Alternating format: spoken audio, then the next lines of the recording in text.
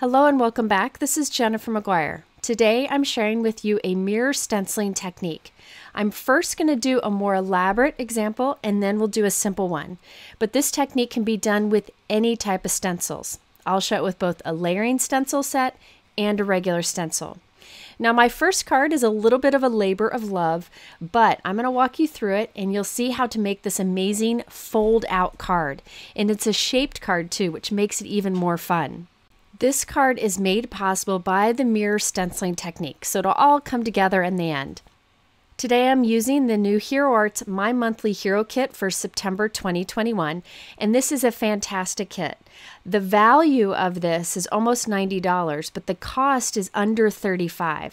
So it is a fantastic value, especially because everything in it are tools that you can use over and over. So you have a stamp set, layering stencils, a blending brush, ink cubes, a coordinating die, and then some word dies on the bottom. Now let me show you a look at the actual kit itself. Here is the 4x6 stamp set.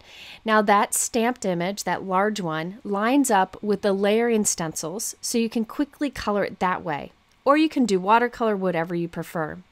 The coordinating die does also line up with both. Now these layering stencils are super easy to use, and I'll actually be using them today without the stamp set. There are all these little holes in the top to make sure that you have it positioned just right. You just line up those holes and you know you got it. Then there's the coordinating die, and there is the thanks and hello die along with shadows for that. Now when I use layering stencils, I like to use the corner of something, such as the corner of my MISTI stamping tool. So I'm putting some white cardstock into the corner, and then I'm starting with the first layer of the stencil. It really doesn't matter what order you go in. And I'm putting that stencil also in the corner. Over it, I'm using an ink blending brush to apply Hero Arts dye ink. This is the Butter Bar color. You can use absolutely any inks you want here and use any inking tool. Notice I'm really not trying to make it smooth. You really don't have to because you're going to layer this up, so it's very forgiving. So after I do this piece, I will also take a second piece and do the exact same thing. So all the stenciling you're seeing me do here, I'm doing for 2 pieces. Layering stencils are easy to use and also great for making multiples. Okay, so now I'm coming in with a light orange color. This is the soft apricot from Hero Arts, and I have my second stencil in place. Now I'm using a Gina blending brush. I don't have one of the Hero Arts blending brushes yet, but really any inking tool would work great here. You can also change up the colors of these so that your sunflowers are different colors. I think the card that I did today, which has 4 fold-out panels, it'd be fun if each panel was a different color, but I didn't think of it at the time. Okay, after I've done the first panel, I'll switch over to the second and ink that up with the second layer of the stencils too. Now the third layering stencil is the center of the flowers. I'm using some pumpkin pie ink here and applying that pretty generously over the openings. I then decided to take a smaller blending brush. These are from Rabbit Hole Design, and I'm just putting a darker brown around the edges of the stencil only, just to give a little more interest to that center, give it a look of dimension. And this is done with the Cup of Joe, which is a nice dark brown. Next, it's time to add the details to the center of the flowers, and this stencil also does the details for the leaves. So I'm masking off the leaf portions with some post-it notes. You can use anything here. Little pieces of masking tape work well too. And in the center of the flowers, I'm applying that Cup of Joe, but in a pretty generous amount. I want to get this as dark as possible. Keep in mind that a lot of dye inks kind of soften as they dry, so this will tone down a bit. Now on the same stencil, I've cleaned it off, and I'm moving my little mask so I cover up the flower centers, revealing just the leaf details. Over this opening, I'm using some darker greens. I actually started with a lighter green, but changed my mind and went over it. That's one of the fun things with stencils. You can blend together as many colors as you want. Stencils are also great if you don't have many ink colors, because you can apply a light amount for a light color, a darker, heavier amount for a darker color, and you can even mix colors to create something new. After doing the green detail on both, I can come in with the last stencil, which does the outside area of the leaves, and I'm doing this with a lighter green. You can spend a lot of time really doing great blending to get a lot of variation in color, but I tried to keep it pretty simple today. So now I've done this and I've repeated this for 2. Remember, I created 2 at once and they're exactly the same. Now we need to create 2 mirror images of the same thing. If you look, the first and second there on the left are opposite. They're mirror images of each other. Now this is really easy to do with stencils and something I think we all forget about. I know I do. And that is to flip your stencils over. So the first time I use this stencil this way, this time I'm just going to flip it, rotate it, and use it this way. And I'll use them all rotated, all flipped, and that will give you mirror images of what you got the first time. So look at the stencils you have. Some stencils, layering stencils, have like a flower that maybe curves to the right. Well, if you ink it up the opposite, the mirrored way, it'll curve to the left, and you can create a really interesting looking card design like that.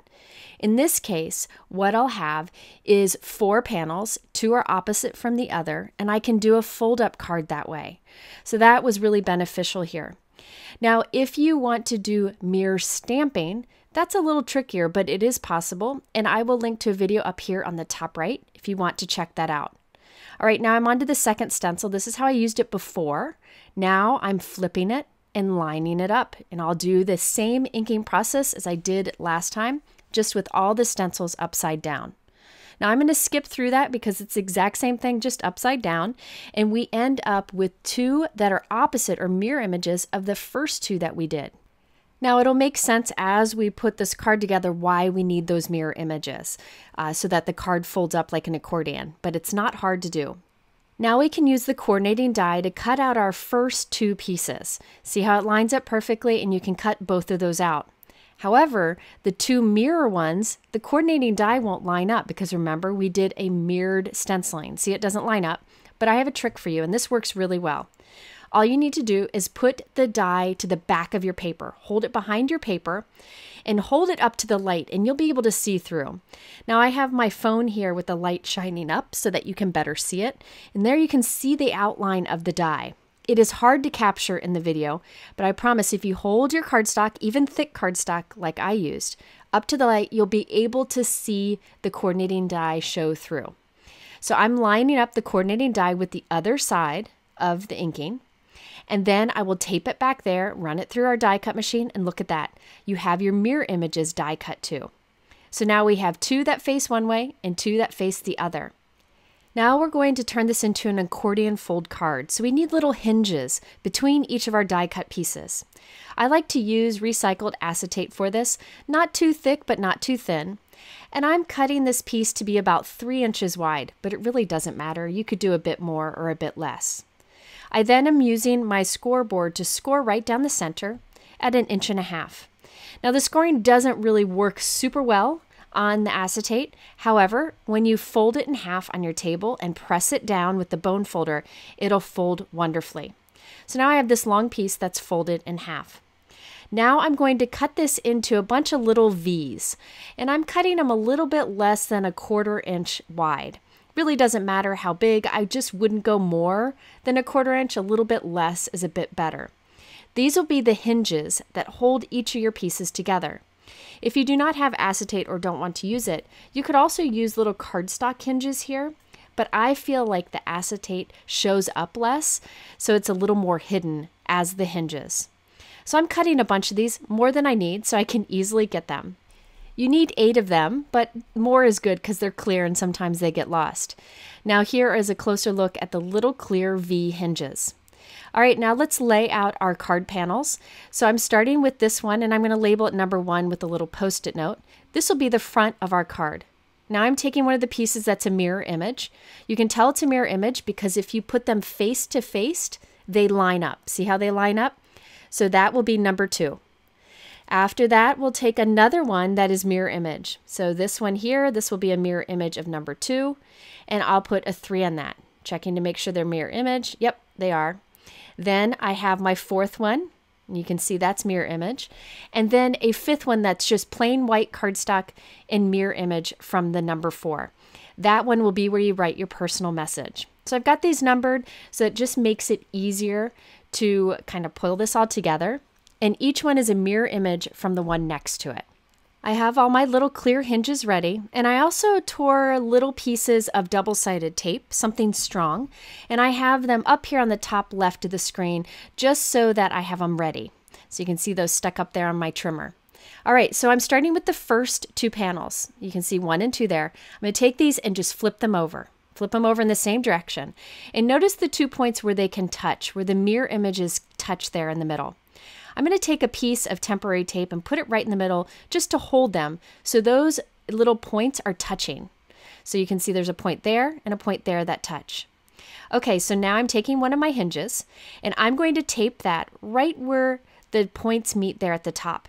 And I'm putting my fold of the hinge right between the 2 points that touch. I'm taping it on the right side, and then I'm putting a piece of double-sided tape on the left side to tape it there. So the score line, or the fold of the acetate, is right between where those 2 points touch. All right, now I'm going to do the same thing on the bottom there where those 2 points touch.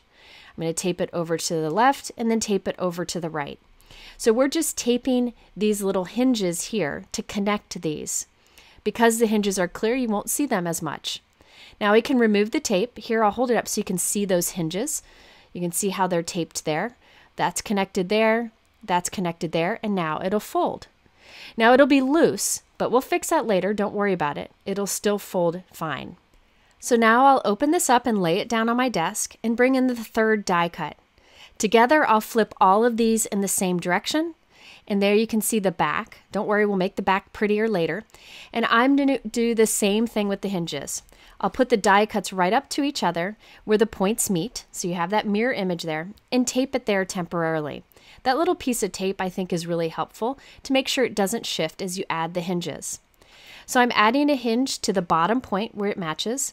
Again, putting the fold line of the hinge right where those 2 points of the die cut meet. And then I'll put double-sided tape on each side to make sure it stays connected. I do think double-sided tape is the best option here. Liquid adhesive would have been tricky because it would have kept moving and taken a lot of time.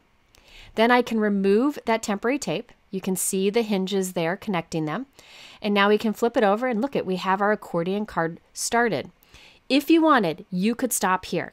You don't need to do 5 panels. You could just do 3. I just like to go over the top, you know. You could stop at 3 if you wanted. Now I have number 4. I'm flipping them all over together and doing the hinges on these 2. Put that little piece of tape there and then glue a hinge where the points meet on the bottom and a hinge where the points meet at the top. You could get away with 1 hinge, but I do feel it makes it much more wobbly and your card won't line up as well when you accordion fold it. So I think 2 hinges is best. All right, now we're on to the last one. This is the blank die cut where you can write your personal message. So I'll take that, flip them all over together and do hinges here. Now, if you want to make this simpler, you could pick a die that is symmetrical, like a heart or a circle or a square, or you could even do a star for this. And then you don't have to do any mirror image stuff. You just connect the 5 at the touching points. But I thought it was really cool to have these fold out flower bouquets. And there we have it, our accordion fold. Isn't that cool? And you can see how the little clear hinges don't show much. And this will stand up nicely, a great thing to put on display.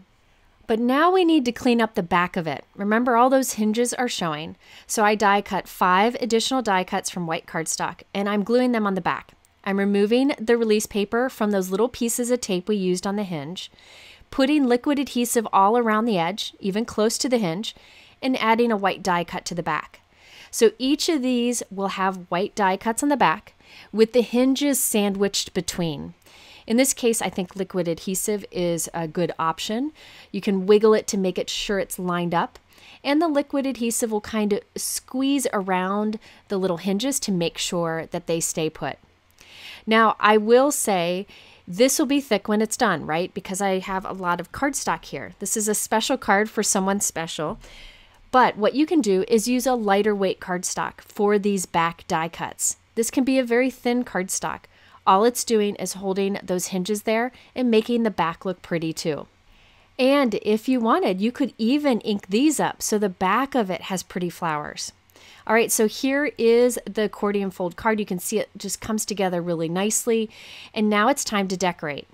I used the thanks dies that are included in the My Monthly Hero kit, and I cut the shadow from white and the word thanks from black glossy cardstock and added that to the front panel. I also die cut a bunch of butterflies from a Hero Arts background die. It's a confetti background die that cuts a bunch of different sized butterflies. I cut them from white cardstock and gold mirror cardstock. And I'm gluing a gold mirrored butterfly on top of each of the white, and it's a little bit smaller, so you see a little white trim, which helps it to stand out a bit. I also stamped a few sentiment strips from a stamp set I'll show you in a moment, and I put one underneath the word thanks, and then one on each of the other flower panels. Here I'm using a darker brown pen just to add some dot detail to the center of the flower, just to make it stand out a bit, and a darker green marker to add a little bit towards the center of each of the leaves. You could do a lot with this, but I wanted to keep it simple, so this is all I did. So here is a look at the completed card. Fits in an A2 envelope, no problem. And then you've got the gold and white butterflies and all that beautiful inking we did with the stencil. Now when you open up the card, you can see all the additional panels, which would have been fun to do in a bunch of different colors. A few more butterflies and a few more sentiments. The main sentiment that's over on the blank die cut on the right is from the kit stamp set also. So this was a really fun card. I'm giving this to somebody who's done a lot for me lately that I miss madly, and I thought it would be something special to give to her. Now all those sentiment strips are from this Hero Arts Message Strips Stamp and Cut XL set. So the dies come with the stamp set and they cut them out perfectly. A great thing to add to any card. All right, now for a much simpler version of the mirror stenciling technique. This is something you can do with almost any stencil you have. It's especially good with the geometric stencil, but I really wanted to use this fall leaf stencil. This is new from Hero Arts. I'm taping it to a 6x6 piece of craft cardstock. Any colored cardstock would work here. I'm first inking over the stencil with Hero Arts Unicorn White Pigment ink. This is a white pigment ink that will kind of sit on top of the paper and leave a nice bright white image. I'm just kind of pouncing it over the stencil so I don't put too much in and kind of have it build up in the nooks and crannies. We want it to be a nice even image. Once I'm done, I remove the stencil, dab off any excess ink with a dry cloth, and then heat set it. I also gave my stencil a really good bath. Okay, now you can bring that clean stencil back and either rotate it, so this is how it was originally, and then you can rotate it, but I'm going to do mirror stenciling, so I'm going to flip it over. Either works with this particular stencil, but if you have a stencil that is like geometric and has a repeating pattern, flipping it often gives a really cool look. Now if you look, some of the leaf openings overlap with the white ink, but some don't. This is going to give us a really neat look. Now this time I'm using Hero Arts dye inks. Any dye ink would work here. And I'm inking up each of the openings different colors. I used Fresh Lawn, Raspberry Jam, Pumpkin Pie, and an emerald color.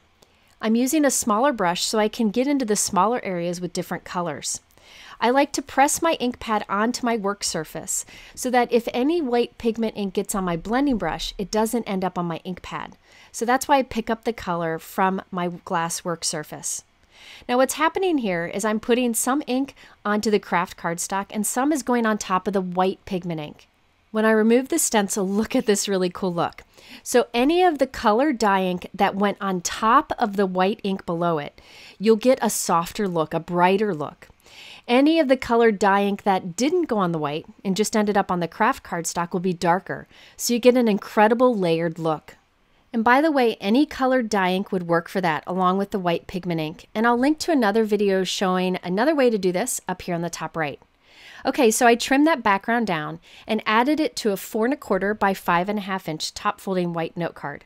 I also die cut a white leaf and glued that to the top center, and that's from the Hero Arts Autumn Leaves die set. That's a great set. It even includes an acorn. The sentiments on the front and inside are from the new Hero Arts color layering pumpkin stamp set that you see on the left. There are layering images to create a beautiful pumpkin. Here's what it looks like. I didn't use that, but I wanted to show it. I just used 2 sentiments from that set. I thought it'd be fun to also add some subtle dots to our background. So I'm using my VersaMarker pen, which I often forget to use, and it's a great tool. All this will do is create little watermark dots, so it'll make my craft cardstock a little bit darker wherever I use the pen. So I'm just doing tiny dots here and there, nothing fancy, but it adds a lot to the card. Next, I have 2 pieces of thin jute, and I am tying them in a bow around the bottom of our leaf. This will just add a little bit of interest. I like to use thin jute because then it's not too distracting, but adds a tiny bit of texture. By the way, that sentiment, I just stamped thanks onto a white cardstock scrap and glued it right in the center of the leaf. All right, so I gave my little bow a haircut, and there we have our completed card. I didn't add any gems, which is unusual for me, on either of my cards. I'm shocked. Anyways, this is 4 1/4 by 5.5 inches, and look at that beautiful layered background. Didn't take any time at all, and only used 1 stencil. So I encourage you to look at your stencils. Get creative with how you can use mirror stenciling to create a new look. If you want, I can revisit this with some geometric stencils too to give you more ideas. If you're interested in the products I used today, I do link them below in my YouTube description. You can also go to my blog where there is a lot more information for you. In the middle, at the end here, I'll have 2 additional stenciling videos you might like. Thank you for spending this time with me. I always appreciate it, and we'll see you again very, very, very soon with another video.